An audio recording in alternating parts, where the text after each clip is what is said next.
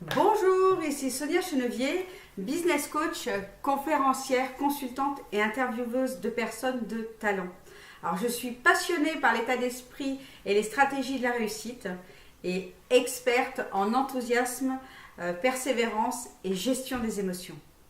Alors, aujourd'hui, je voulais partager avec vous comment activer notre spirale du succès. Comment sortir d'une spirale négative pour pouvoir basculer dans une spirale positive, dans la spirale de la réussite. Et bien alors, il faut, pour y arriver, comprendre comment fonctionne une spirale, comment fonctionne la spirale négative. Alors, si vous connaissez un petit peu ma devise qui explique que la réussite, c'est 80% d'état d'esprit et 20% de stratégie, eh bien, vous comprendrez aisément que tout commence par notre mental. Tout commence par nos pensées, par les histoires qu'on se raconte, par toutes les petites choses que notre ego nous parle toute la journée en nous disant « mais tu vas pas y arriver ». Mais tu as vu comment tu es habillé?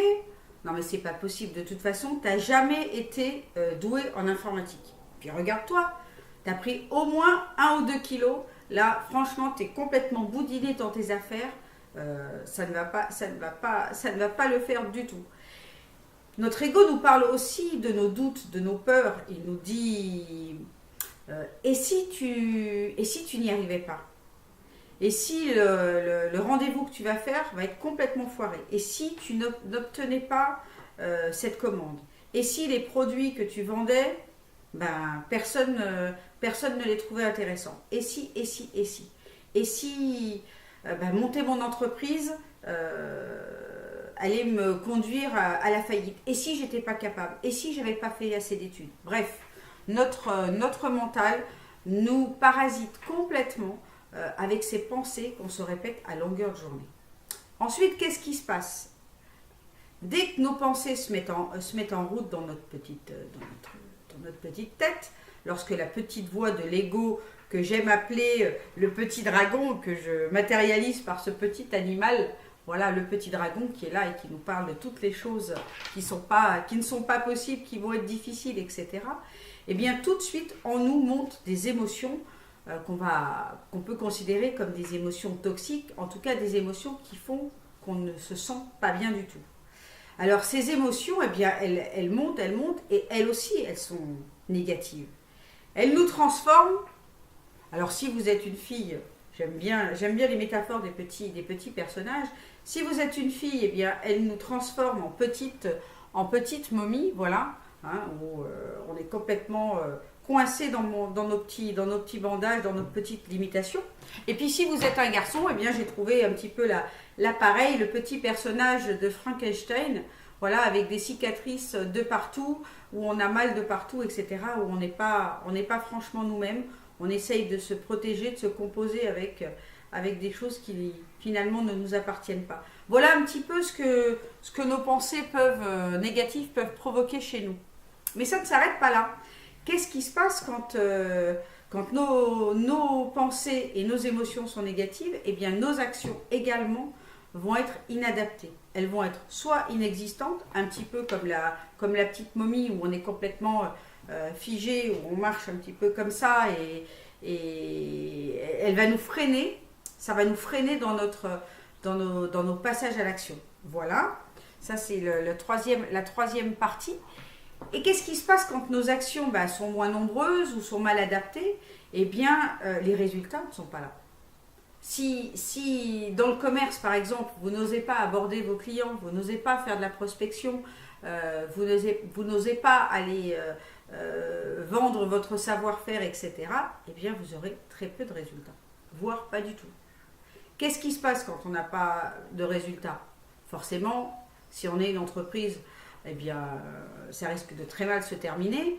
Si on est salarié, ça risque aussi de très mal se terminer, puisque si vous ne passez pas à l'action, ou si vous passez très peu, vous n'obtenez pas de résultats, bien, votre direction risque de vouloir se passer de vos services, ce qui est un petit peu, on va dire, pas normal, mais la résultante systématique. Qu'est-ce qui se passe alors pour vous? Eh bien, si vous n'avez pas de résultat, vous n'aurez pas confiance en vous. Vous perdrez cette confiance en soi. Elle va diminuer, et si elle diminue, eh bien c'est la spirale qui se met en route. À ce moment-là, vos pensées vont être de plus en plus négatives, de plus en plus limitées, et vous allez vous enfermer dans cette spirale que j'appelle un petit peu la spirale négative, la spirale de l'échec, même si je n'aime pas ce mot-là. Alors je répète souvent cette phrase qui me vient de mon coach Roger, dont je vous ai déjà parlé un peu avant, c'est que vraiment une réussite réussie, du succès dans votre vie, eh bien ça dépend, mes amis, vraiment de 80% de votre état d'esprit et 20% des stratégies que vous allez appliquer autant dans votre vie personnelle que dans votre vie professionnelle. Alors, si vous voulez basculer dans la spirale positive, dans la spirale du succès, eh bien, en tout premier lieu, il faut apprendre impérativement à contrôler vos pensées. À contrôler vos pensées, à contrôler vos paroles aussi, puisqu'elles vont de pair avec la pensée. Tout ce qu'on pense, eh bien, on l'exprime avec des mots. Pour réussir à changer votre vocabulaire, eh bien, prenez conscience déjà aujourd'hui des quelques mots qu'il faut absolument rayer de votre vocabulaire. C'est le verbe essayer. On ne dit pas j'essaye, je vais essayer de faire de la prospection, je ne vais pas essayer d'aller en clientèle, je ne vais pas essayer d'aborder mes clients, etc. On utilise le verbe faire. Je fais, je passe à l'action, je prends mon téléphone et je fais de la prospection. Je vais en rendez-vous. Vous comprenez? Donc, on supprime le verbe essayer et on le remplace par le verbe faire. Ensuite, deuxième mot que je vous invite à supprimer de votre langage, c'est le verbe devoir. Je dois aller chercher mes enfants à l'école. Je dois faire ceci. Je dois faire de la prospection. Je dois faire ma comptabilité. Remplacez ce mot-là par je veux. Tout simplement parce que dans le verbe devoir, il y a bien justement un terme d'obligation pour vous, quelque chose qui n'est pas agréable à faire, alors que dans le verbe vouloir, eh bien, vous avez une forte connotation de je prends la décision de faire les choses. Ça change toute la psychologie. Alors si vous êtes vous aussi engagé à réussir, si vous avez fait le choix de décider de votre vie et de vivre votre vie et non plus de la subir, eh bien vous avez fait le bon choix et vous êtes au bon endroit. Pour réussir à changer votre état d'esprit, eh bien vous devez apprendre à élever votre niveau de responsabilité. Qu'est-ce que ça veut dire? Eh bien, ça veut dire trouver des réponses à des situations et non pas chercher à trouver des responsables. Ne plus vous comporter en victime, mais plutôt décider d'être le créateur, d'être l'acteur de ce qui vous arrive. Alors pour aller un petit peu plus loin, pour élever son niveau de responsabilité, eh bien, je vais vous donner un conseil qu'on donne aux enfants. Eh bien, il faut apprendre à être mature, voilà, à grandir à l'intérieur de soi. Alors comment on y parvient? Eh bien, tout simplement en étant honnête avec la réalité. Voilà, ne plus vous comporter en victime, parce que vous attirez les bourreaux quand vous vous comportez en victime, aussi simple que ça. Alors, soyez honnête par rapport à ce qui vous arrive, prenez votre part de responsabilité, assumez-la, et tout ira bien. Alors, concrètement, comment on fait? 1, eh bien, il faut accepter ce qui est et qu'on ne peut pas changer. C'est-à-dire tous les événements de la vie.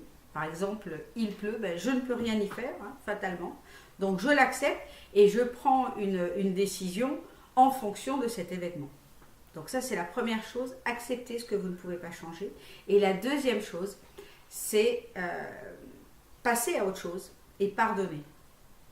Alors je sais que le pardon est quelque chose de difficile pour la plupart d'entre nous. Pourtant, pour moi, c'est l'élément indispensable parce que pardonner, pour moi, c'est la plus grande preuve d'intelligence. Et pardonner, c'est le meilleur moyen de véritablement passer à autre chose. Voilà, donc pardonner à ceux qui vous ont blessé, qui vous ont fait quelque chose qui ne vous convient pas, pardonnez. C'est tellement... Ça paraît compliqué, mais pourtant c'est tellement simple et vraiment, vous, ça vous libère. Tant que vous ne tant que vous ne passerez pas à autre chose, eh bien, vous serez dans la souffrance. Et tant que vous êtes dans la souffrance, eh bien, vous êtes dans l'inaction. Alors, une phrase de David Lefrançois que j'ai beaucoup aimée, qui est coach et conférencier, et puis spécialiste en neurosciences, il a dit une phrase très juste qui m'a fortement impactée, c'est que la souffrance, c'est le temps que j'octroie à ma douleur. C'est le temps où je décide de ressasser mes problèmes, mes challenges, mes difficultés, au lieu de chercher une solution et d'appliquer cette solution. Voilà, alors je la répète, la souffrance, c'est le temps que j'octroie à ma douleur. Alors, comment fonctionne la spirale positive? Eh bien, elle fonctionne de la même façon, mais dans l'autre sens. Quand vous contrôlez vos pensées, que vous avez des pensées positives qui vont dans le sens de vos objectifs, qui vous apportent de la joie, du bien-être, eh bien forcément vos émotions sont justement la joie, le bien-être, la sérénité, la plénitude, etc. Quand vous êtes dans ces émotions-là, eh bien vous vous ouvrez aux autres. Vous êtes ouvert aux opportunités et vous passez à l'action. Vous faites des choses. Vous en faites plus, vous les faites dans le business, dans le travail, vous le faites de façon beaucoup plus dynamique, beaucoup plus régulière, des actions massives. Et qu'est-ce qui se passe quand on a ces actions massives? Eh bien, on acquiert beaucoup plus d'expérience. Quand je fais quelque chose une fois, eh bien j'ai peu d'habileté. Si je le fais 10 fois, j'en ai beaucoup plus. Si je le fais 100 fois, 1000 fois, eh bien, je maîtrise mon sujet. Moi, j'ai été pendant 20 ans dans le commerce. Les premiers coups de téléphone, les premières prospections téléphoniques, j'étais comme ça, je ne maîtrisais pas mon texte, j'avais mon texte sous les yeux, j'essayais de répéter le plus naturellement possible. Et puis, évidemment, j'avais peu de retours, on va dire, sur investissement, c'est-à-dire que je passais peut-être 5 coups de fil pour avoir un rendez-vous. Au terme, lorsque j'étais directrice commerciale, je continuais encore à faire de la prospection. Je maîtrisais mon sujet. Chaque coup de téléphone était un rendez-vous. Évidemment. Voilà. Alors peut-être pas tous, mais on va dire 80 ou 90%, c'était des rendez-vous. Alors une fois que vous avez cette expérience, eh bien qu'est-ce que vous avez en plus? Eh bien, je viens de vous en parler. Vous avez de la compétence. Plus vous allez vous entraîner au coup droit, plus vous arriverez à maîtriser votre geste. Et ça s'appelle de la compétence. Et quand on a de l'expérience et de la compétence, eh bien, qu'est-ce qu'on obtient dans sa vie? On obtient des résultats. Et cette fois-ci, les résultats sont positifs. Ensuite, quelle est la résultante du résultat? Eh bien, c'est la confiance en soi. Quand on a des résultats, quand on est bon à faire quelque chose, eh bien tout de suite on se sent rempli, on se sent confiant. Et qu'est-ce qui se passe quand on est confiant? Eh bien si on est une petite fille, une femme, on va dire on devient une jolie princesse, parce que voilà, on rayonne de confiance en soi. Et lorsqu'on est un homme, eh bien lorsque vous êtes plein de confiance en vous, eh bien vous devenez un super héros. Voilà, tout simplement. Moi, j'aime beaucoup la métaphore avec les contes de fées parce que je trouve que la vie ressemble étroitement à un conte de fées. On a les passages, l'appel à l'action, le chemin du héros. On a des obstacles à abattre, entre guillemets, même si j'aime pas le mot, mais on a des obstacles à passer. Et au bout du compte, eh bien, on a le résultat. Si on suit tout le processus d'un conte de fées, si on rêve à ce qu'on croit, si on rêve, si on croit au fait de pouvoir y arriver, si on ose en passant à l'action, si on abandonne, si on travaille dur, si on continue notre chemin et qu'on n'abandonne jamais, eh bien, on atteint ces résultats. Et notre vie se transforme en conte de fées. En tout cas, c'est ce que j'ai vécu moi dans mon parcours professionnel et c'est encore ce que je vis aujourd'hui. Je me challenge tous les jours. Je passe à l'action, j'avance, j'apprends des choses que je ne connaissais pas. Voilà. Et puis à force de les répéter, eh bien, je prends de l'expérience, je prends de la compétence. Et ça, c'est juste génial. C'est juste génial. Alors une phrase très juste que dit un des grands coachs mondiaux, si ce n'est pas peut-être le plus grand, Tony Robbins, contrôle tes pensées et tu contrôles ta vie. Ça me paraît tellement vrai. En tout cas, c'est ce que je vis moi. Quand je contrôle ce que je pense, eh bien, je m'ouvre les portes, au possible. Alors, je vous donnerai plein d'autres conseils pour apprendre à contrôler vos pensées et vos émotions dans d'autres vidéos, car la qualité de nos émotions, c'est aussi la qualité de notre vie, et ça, c'est aussi Tony Robbins qui le dit.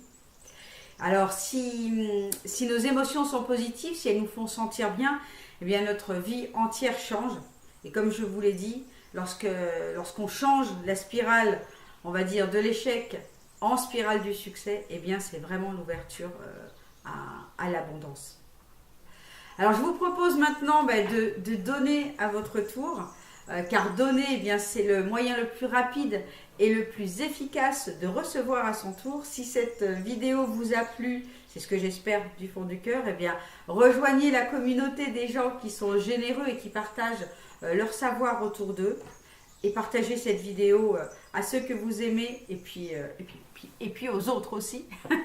Et si vous voulez recevoir davantage de stratégies, plus de motivation, d'outils pour booster votre vie et aussi votre carrière, eh bien rejoignez mon groupe VIP tout simplement en cliquant dans la rubrique ci-dessus et d'inscrire vos coordonnées et vous serez automatiquement informé des nouveaux articles, aux vidéos ou podcasts que je vais poster.